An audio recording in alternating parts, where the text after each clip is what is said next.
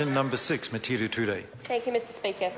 My question is to the Prime Minister and asks, does he stand by his statement in response to a question about whether he will support my income tax universalisation of in-work tax credit amendment bill that, quote, she wants to give the same millionaires yet more money to raise their kids, end quote? The Right Honourable Prime Minister. Mr. Speaker, I stand by my full statement, which made reference to the member's support in general for a universal child payment. That full statement in relation to children living in difficult circumstances was, quote, this government spends a huge amount of time, money and energy focused on those young New Zealanders and on trying to give them help. If the member thinks it will be resolved without giving them a decent education, because she doesn't need to support all the measures that this government has taken to lift education standards, then she's dreaming. If the member thinks that can be achieved by a universal payment, as I said to the member some time ago, she comes into this House and bags the government because she argues that we have people who are well off, and then she wants to give the same millionaires yet more money to raise their kids. Metiria Turei. Thank you, Mr. Speaker. Is the Prime Minister aware that my bill is an opportunity to lift 100,000 children out of poverty, but would have no effect at all on millionaires and the rich, who would remain ineligible for the in-work tax credit just as they are now? The Right Honourable Prime Minister. Mr. Speaker, yes, broadly I'm aware of it, although I am also advised that if the in-work tax credit equivalent was paid to beneficiary families, it would cost more than $1.5 billion over 4 years. I don't know the financial cost of the member's payment. Metiria Turei. Thank you, Mr. Speaker. Is he aware that one of the key goals of the Working for Families package, when it was established, was to lift incomes, quote, for families with dependent children as a means of tackling child poverty, end quote? And does he think that it is fair for the poorest children in New Zealand to continue to be excluded from that goal? The Right Honourable Prime Minister. In answer to the first part of the question, yes, but in terms of the second part of the question, the member should be aware or is aware that in fact benefit-based households receive Working for Families. What they don't receive is the in-work tax credit. Metiria Turei. Thank you, Mr. Speaker. Does he think that it's fair to deny this little bit extra financial support to 36% of Māori children who live in benefit-reliant households and who don't get access to the in-work tax credit, even where their parents also work?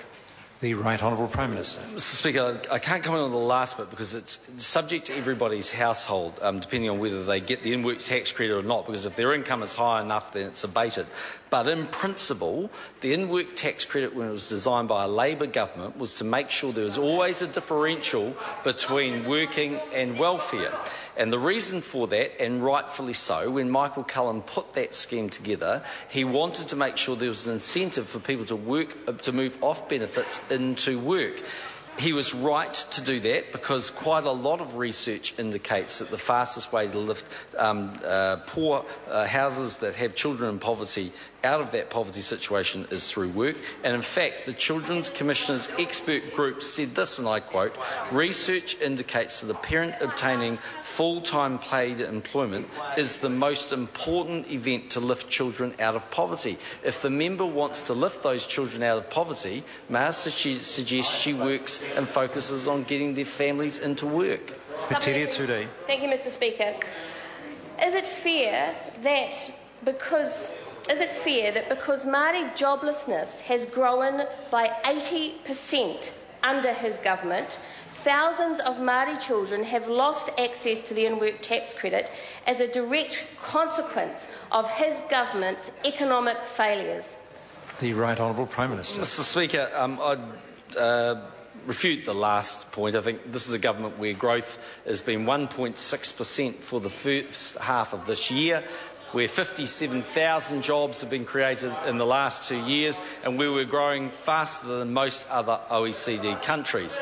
Secondly, what is true is if that somebody is in work and then therefore lose their job, then they will lose the in-work tax credit. But I'd also hasten to add that if someone then takes a part-time job, even for 20 hours or more, to the best of my memory, they then get the in-work tax credit back. So therefore, I think that's a pretty good scheme.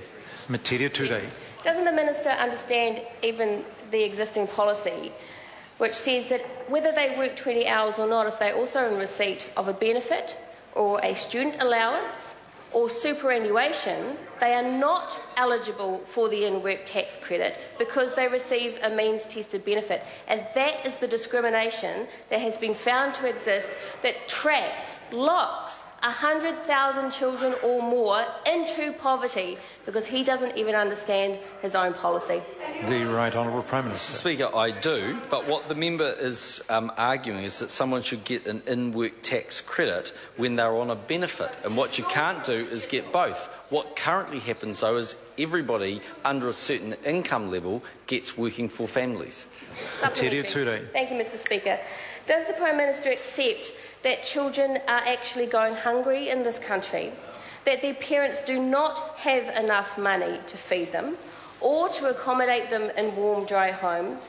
And will he help thousands of these children today by supporting a simple, pragmatic bill to extend the support that's given to other children to those who need it the very most?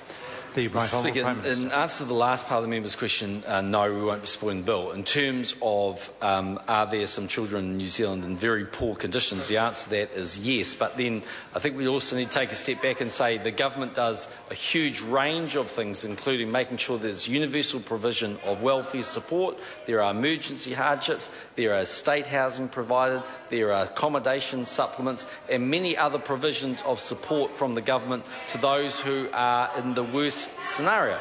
And I say to the member, this is a government that's working hard to address those issues with all sorts of things from insulation of home to trying to get rid of rheumatic fever.